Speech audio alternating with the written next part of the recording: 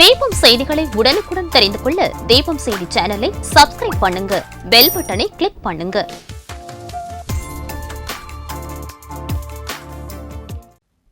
வணக்கம். முக்கிய செய்திகள்.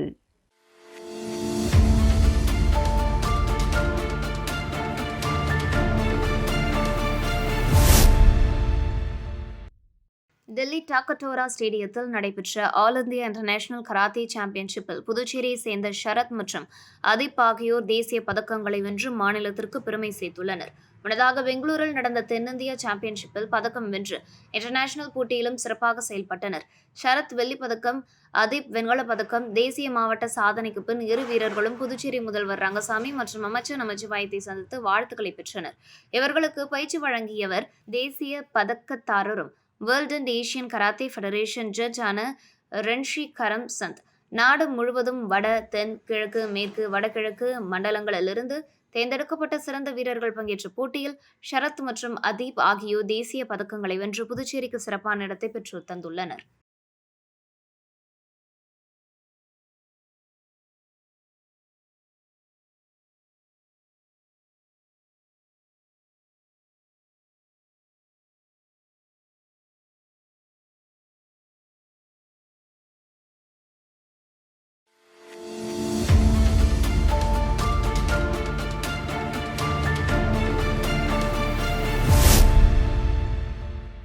புதுச்சேரி எல்லைப் பகுதியான பாகூர் சேலியமேடு பகுதியில் அமைக்கப்பட உள்ள சுங்கச்சாவடி விவசாயிகள் மற்றும் உள்ளூர் மக்களின் வாழ்வாதாரத்தை பாதிக்கும் என கூறி உருளையன்பேட்டை தொகுதி சட்டமன்ற உறுப்பினர் நேரு என்கின்ற குப்புசாமி மற்றும் பொதுநல அமைப்புகளை சேர்ந்த தலைவர்கள் இணைந்து அங்கு போராட்டம் நடத்தினர். சுங்கச்சாவடி அமைப்பை தடுக்க சென்னை உயர்நீதிமன்றத்தில் சட்டமன்ற உறுப்பினர் நேரு வழக்கு பதிவு செய்துள்ளார். வழக்கு தலைமை நீதிபதி அமர்வில் விசாரணைக்கு வர வழக்கறிஞர் ஞானசேகர் சுங்கச்சாவடிக்கு எதிராக வலுவான தரப்பில் வாதாடினார். இதனையடுத்து சுங்கச்சாவடி அமைப்பு குறித்து மத்திய அரசு 2 வாரங்களில் பதிலளிக்க வேண்டும் என சென்னை உயர்நீதிமன்ற தலைமை நீதிபதி உத்தரவிட்டு வழக்கை ஒத்திவைத்துள்ளார். சட்டமன்ற உறுப்பினர் திரு நேரு அவர்கள் சென்னை உயர்நீதிமன்றத்திலே ஒரு ரிட் மனுவை தாக்கல் செய்திருந்தார். மனு 46965 of 2025. அந்த மனுவிலே புதுச்சேரியிலே சேவியமேடு பகுதியில் டோல் பிளாசா அமைவதை எதிர்த்து பொதுநல மனுவாக சென்னை உயர்நீதிமன்றத்திலே அவர் தாக்கல் செய்திருந்த ரிட் மனு இன்று தலைமை நீதிபதி அமர்வு முன்பாக காலையில் விசாரணைக்கு வந்தது. மத்திய அரசு ministry of road transport highways new Delhi சார்பாக மத்திய அரசு வழக்கறிஞர் ஆஜரானார். புதுச்சேரி மாவட்ட நிர்வாகத்தின் சார்பாக திரு வசந்தகுமார் அரசு வழக்கறிஞர் அவர்கள் ஆஜரானார். இருதரப்பு வாதங்களை கேட்டு இந்த சேலியமேடு பகுதியில் இந்த டோல் பிளாசா அமைவது சட்டவிரோதமானது, மத்திய அரசினுடைய விதிமுறைகளை கடைபிடிக்காமல் இந்த டோல் பிளாசா அமைந்துள்ளது என்ற அடிப்படையில் மத்திய அரசு இது சம்பந்தமாக 2 வாரங்களுக்குள் பதிலளிக்க தலைமை நீதிபதி அவர்கள் உத்தரவை பிறப்பித்து 2 வாரங்களுக்கு பிறகு வழக்கை மீண்டும் பட்டியலிட உத்தரவிட்டிருக்கிறார். இந்த டோல் பிளாசா ஆகிய அமைவது சம்பந்தமாக மத்திய அரசு பதிலளிக்க வேண்டும் என்றும் உத்தரவிட்டிருக்கிறார்.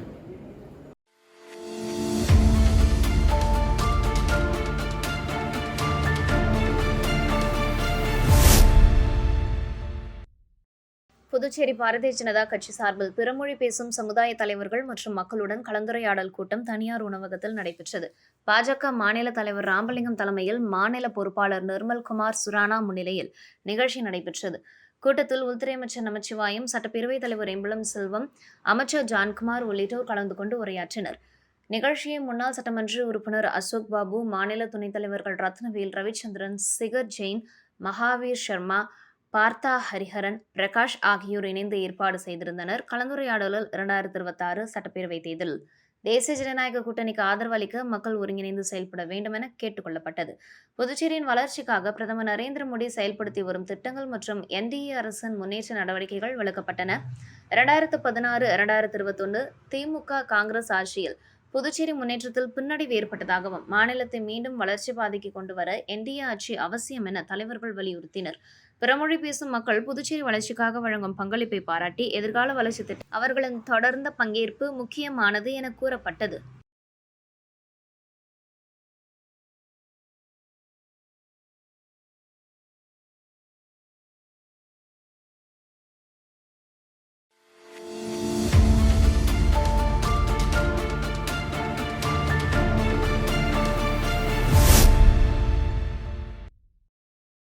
தேசிய இளைஞர் நலன் மற்றும் விளையாட்டு அமைச்சகத்தின் வழிகாட்டுதலின்படி மேரா யுவ பாரத் புதுச்சேரி சார்பில் 15 முதல் 29 வயது இளைஞர்களுக்கான பல்வேறு திறன் போட்டிகள் மாநிலத்தின் 4 மாவட்டங்களிலும் நடைபெற்றன. டிசம்பர் 2, 2025 அன்று முருங்கம்பாக்கம் ராஷ்டிரிய ரக்ஷா பல்கலைக்கழகத்தில் தொடக்க விழாவுடன் போட்டிகள் ஆரம்பமாகின. புதுச்சேரி, காரைக்கால், மாஹே, யானம் ஆகிய மாவட்டங்களிலிருந்து தேர்ந்தெடுக்கப்பட்ட இளைஞர்கள் மாநில அளவிலான பேச்சு, கவிதை, ஓவியம், நாட்டுப்புற நடனம், நாட்டுப்புற பாடல் போட்டிகளில் பங்கேற்றனர். ஒவ்வொரு பிரிவிலும் வெற்றியாளர்கள் தேர்வு செய்யப்பட்டு பிற்பகல் நடைபெற்ற நிறைவு விழாவில் பரிசுகள் வழங்கப்பட்டன. மாநில அளவில் வெற்றி பெற்ற இளைஞர்களுக்கு நியூ டெல்லி பாரத் மண்டபத்தில் நடைபெறும் தேசிய இளைஞர் விழா 2026 புதுச்சேரியை பிரதிநிதித்துவப்படுத்த உள்ளனர். நிறைவு விழாவில் மாவட்ட ஒருங்கிணைப்பாளர் கலைவாணி பாண்டியன் வரவேற்புரை நிகழ்த்த மாநில ஒருங்கிணைப்பாளர் சதீஷ்குமார் நோக்கோரை வழங்கினார். அமைச்சர் நமச்சிவாயம், அரியாங்குப்பம் சட்டமன்ற உறுப்பினர் தட்சிணாமூர்த்தி ஆகியோர் சிறப்புரையாற்றி மாணவர்களை வாழ்த்தினர். ஜில்லா ஒருங்கிணைப்பாளர் கோவிந்தசாமி முன்னிலை வகித்தார். ரக்ஷா பல்கலைக்கழக இயக்குனர் அர்ச்சா நன்றி உரையாற்றினார். தேசிய விருது பெற்ற சமூக பணியாளர் தினேஷ்க்கு பொன்னாடை அணிவித்து கௌரவிக்கப்பட்டது. மேலும் டிசம்பர் 11 வியாழக்கிழமை Viksit Bharat young leader dialogue காணொலி போட்டி நடைபெறவுள்ளது. என்ற ஒரு நிகழ்வை இந்திய நாடு முழுவதும் நம்முடைய இந்திய அரசாங்கத்தின் மூலமாக நடத்தப்பட்டு வருகிறது. குறிப்பாக இன்றைக்கு நம்முடைய மாணவ மாணவிகள், இளைஞர்கள் அவர்களுடைய தனித்திறமைகளை வெளிக்கொண்டுகின்ற வகையிலே இந்த போட்டியானது நடத்தப்பட்டு அதன் மூலமாக அவர்களை தேர்வு செய்து தேசிய அளவிலே பங்கெடுக்கின்ற ஒரு நிகழ்வு.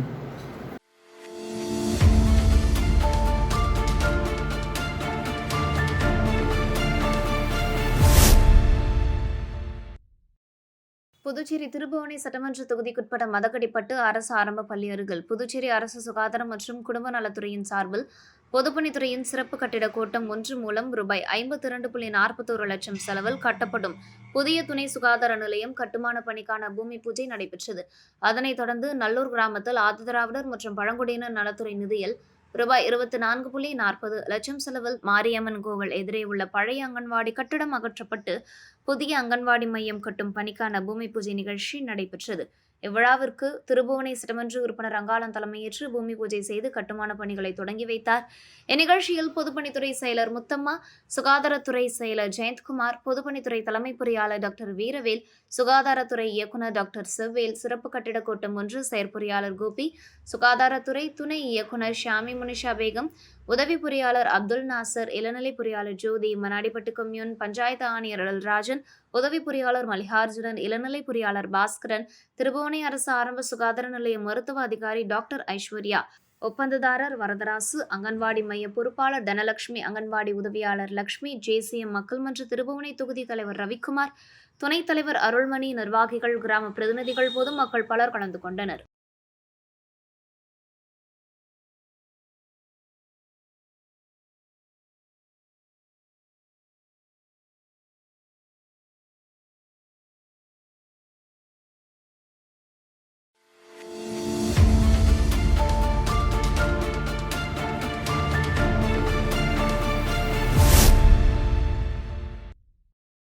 புதுச்சேரியில் போலி தொழிற்சாலைகள் அமைத்து போலி மருந்துகள் தயாரித்து விற்பனை செய்த விவகாரம் சம்பந்தமாக பல்வேறு அரசியல் கட்சிகள் கடும் எதிர்ப்பு தெரிவித்து போராட்டங்களை நடத்தி வருகின்றனர்.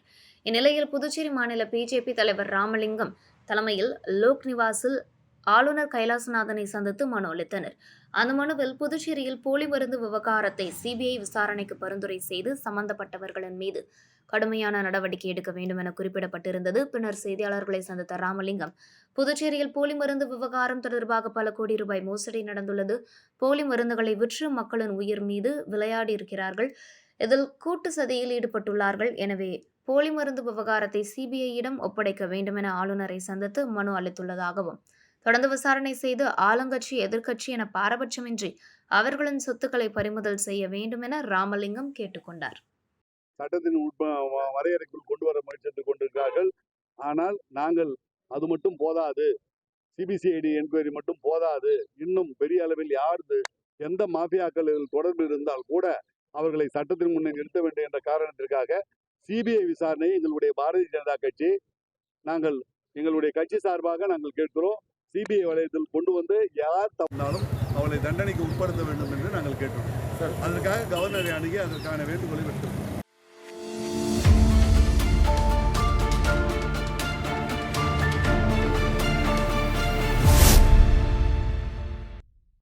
புதுச்சேரி உப்பளம் துறைமுக மைதானத்தில் 9ஆம் தேதி நடைபெறும் தமிழக வெற்றிக் கழக பொதுக்கூட்டத்திற்கான முன்னேற்பாடுகள் தீவிரமாக நடைபெற்று வருகின்றன. மைதானத்தில் மக்கள் நுழைவு பகுதிகளில் தடுப்புகள் அமைக்கப்பட்டு மேடை பகுதி, ஒலிபெருக்கிகள் மற்றும் பாதுகாப்பு சுற்றுப்பகுதிகள் வடிவமைக்கப்பட்டுள்ளன. கூட்டத்தில் பங்கேற்கும் பொதுமக்களுக்காக குடிநீர், கழிப்பிடம் உள்ளிட்ட வசதிகள் ஏற்பாடு செய்யப்பட்டுள்ளன. காவல்துறை நாளை முதல் அப்பகுதியை முழுமையாக கட்டுப்பாட்டில் கொண்டு ஆய்வுகளை மேற்கொள்கிறது. கூட்டத்திற்கு வருபவர்களுக்கு 20,000 தண்ணீர் பாட்டில்கள், பிஸ்கெட் பாக்கெட்டுகள் வழங்கப்படுகின்றன. மேலும் மைதான தயாரிப்பு பணிக்கான மொத்தம் 60 லிட்டர் தண்ணீர் பயன்படுத்தப்பட்டு 6 லாரிகள் மூலம் தண்ணீர் வழங்கப்பட்டுள்ளது.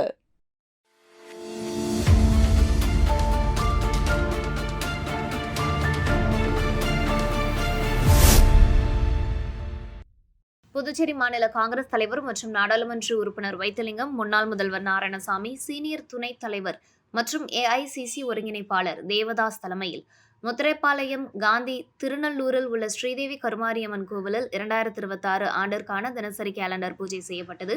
இந்திரா நகர் தொகுதி காங்கிரஸ் பொறுப்பாளர் ராஜாகுமார் மக்களுக்கு கேலண்டர் வழங்கினார்.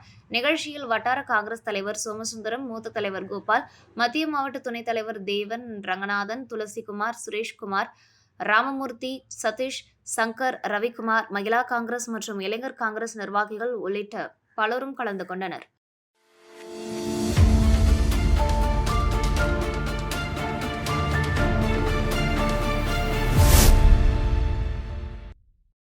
புதுச்சேரி அரசு நலவழித்துறை சார்பில் உலக எய்ட்ஸ் தினத்தை முன்னிட்டு காலாப்பட்டு அரசு சுகாதார மற்றும் நல்வாழ்வு மைய தலைமை மருத்துவ அதிகாரி பிரதீப் குமாரின் அறிவுறுத்தலின்படி பிம்ஸ் மருத்துவமனை செவிலியர் கல்லூரியில் பயிலும் மாணவ மாணவிகள் ஒருங்கிணைப்புடன் எய்ட்ஸ் விழிப்புணர்வு நடைபாதை பேரணி மற்றும் பொழுதுபோக்கு நிகழ்வான இசையுடன் கூடிய நடன நிகழ்ச்சி நடைபெற்றது. இந்நிகழ்ச்சியை தலைமை மருத்துவ அதிகாரி பிரதீப் குமார் மற்றும் பிம்ஸ் மருத்துவமனை பேராசிரியர் அனுசுயா கொடியசைத்து துவக்கி வைத்தனர். விழிப்புணர்வு நடைபாதை பேரணி முக்கிய வீதிகள் வழியாக மாணவ மாணவியர்கள் கையில் எய்ட்ஸ் விழிப்புணர்வு வாசகங்கள் அடங்கிய பதாகைகள் ஏந்தியபடி முழக்கங்களை எழுப்பியவாறு சென்றனர். மற்றும் தெருமுனை விழிப்புணர்வு பொழுதுபோக்கு நிகழ்வான இசையுடன் கூடிய நடன நிகழ்ச்சி அரங்கேற்றப்பட்டு பொதுமக்களிடையே விழிப்புணர்வு ஏற்படுத்தப்பட்டது. இந்நிகழ்ச்சியில் காலாப்பட்டு அரசு சுகாதார மற்றும் நல்வாழ்வு மைய மருத்துவ அதிகாரி சூர்யா, பெண் சுகாதார மேற்பார்வையாளர் ஷகிலா, சுகாதார உதவி ஆய்வாளர்கள் மதிவாணன், மதியழகன், கிராமப்புற செவிலியர்கள் விருத்தாம்பாள், ஜெயசெல்வி, சித்ரா மற்றும் ஆஷா ஊழியர்கள் அனிதா, ஜெயசீலி, மகாலட்சுமி, கலைவாணி மற்றும் நந்தினி ஆகியோர் கலந்து கொண்டனர்.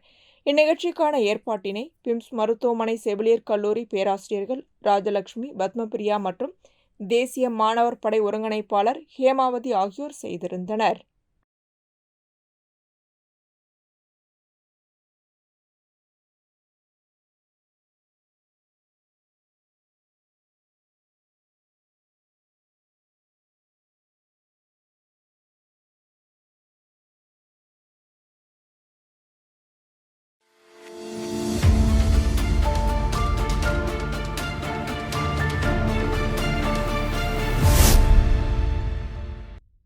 புதுச்சேரி அரியாங்குப்பம் தொகுதி வீராம்பட்டினத்தை சேர்ந்த 20 நபர்கள் திருவண்ணாமலை கார்த்திகை தீப திருவிழாவிற்கு சென்று புதுச்சேரி திரும்பும் வழியில் அவர்கள் வந்த வாகனம் விபத்துக்குள்ளானது. இதனையடுத்து மருத்துவமனையில் சிகிச்சை பெற்று வீடு திரும்பிய அவர்களை அதிமுக மாநில பொருளாளர் ரவி பாண்டுரங்கன் நேரில் சந்தித்து ஆறுதல் கூறி மருத்துவ செலவிற்கு நிவாரண உதவிகளை வழங்கினார்.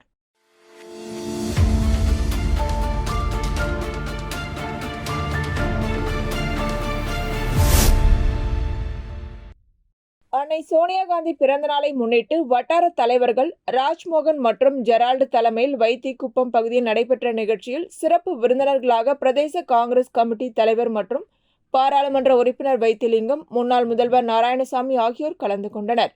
மேலும் கிழக்கு மாவட்ட தலைவர் வேல்முருகன், பொறுப்பாளர்கள் டாக்டர் விஜயகுமாரி, ரவி ஆகியோர் பங்கேற்ற இந்நிகழ்ச்சியில் பெண்கள், குழந்தைகளுக்கு பரிசு பொருட்கள் வழங்கப்பட்டது. நிர்வாகிகள் சிலம்பரசன், விஜயன், பவித்ரன், அருள், ஆரோக்கியநாதன், அல்ஃபர், கலையரசி, பிரவீனா, கலைவாணி மற்றும் பலர் இந்நிகழ்ச்சியில் கலந்து கொண்டனர்.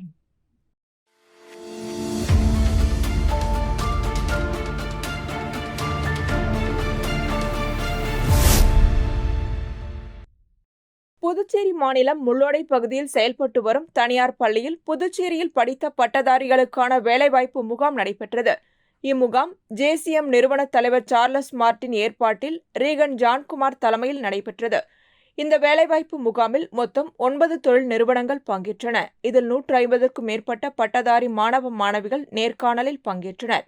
தகுதியான இளைஞர்கள் பலர் நிறுவனங்களால் தேர்வு செய்யப்பட்டு அவர்களுக்கு அன்றே பணி ஆணைகள் வழங்கப்பட்டன. விழாவில் ரீகன் ஜான்குமார் பேசுகையில், புதுச்சேரியில் படித்து வளர்ந்த இளைஞர்களில் யாரும் வேலையில்லாமல் இருக்கக்கூடாது என்பது ஜேசிஎம் மக்கள் மன்றத்தின் நோக்கம். அனைத்து பட்டதாரிகளும் தனியார் நிறுவனங்களில் வேலை பெறும் வகையில் தொடர்ந்து இத்தகைய வேலைவாய்ப்பு முயற்சிகள் மேற்கொள்ளப்பட்டு வருகின்றன என தெரிவித்தார்.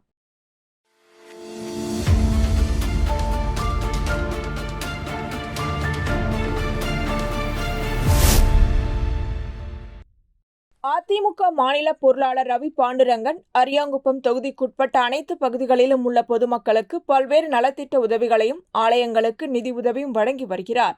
அந்த வகையில் அரியாங்குப்பம் பகுதியில் உள்ள பழைய அங்காளம்மன் ஆலயத்தில் கோவில் நிர்வாகிகளிடம் தனது சொந்த செலவில் இன்வெர்டர் வழங்கினார். முன்னதாக ஆலயத்தில் சிறப்பு அபிஷேக ஆராதனைகள் செய்து மகா தீபாராதனை காண்பிக்கப்பட்டது. தொடர்ந்து ஆலயத்தில் சுவாமி தரிசனம் செய்த அவருக்கு ஆலய நிர்வாகிகள் சார்பில் பொன்னாடை போர்த்தி மாலை அணிவித்து மரியாதை செய்தனர். தொடர்ந்து பக்தர்களுக்கு அன்னதானம் வழங்கினார். மேலும் இந்நிகழ்ச்சியில் அதிமுக நிர்வாகிகள், பொறுப்பாளர்கள் மற்றும் பக்தர்கள் கலந்து கொண்டனர்.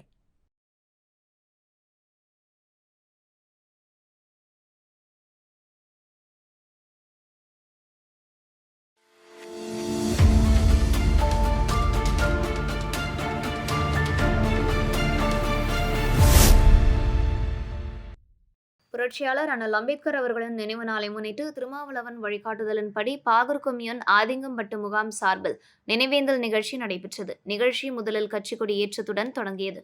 அதனைத் தொடர்ந்து அம்பேத்கர் சிலைக்கு மாலை அணிவித்து வீரவணக்கமும் பின்னர் உறுதிமொழி ஏற்றமும் செய்யப்பட்டது.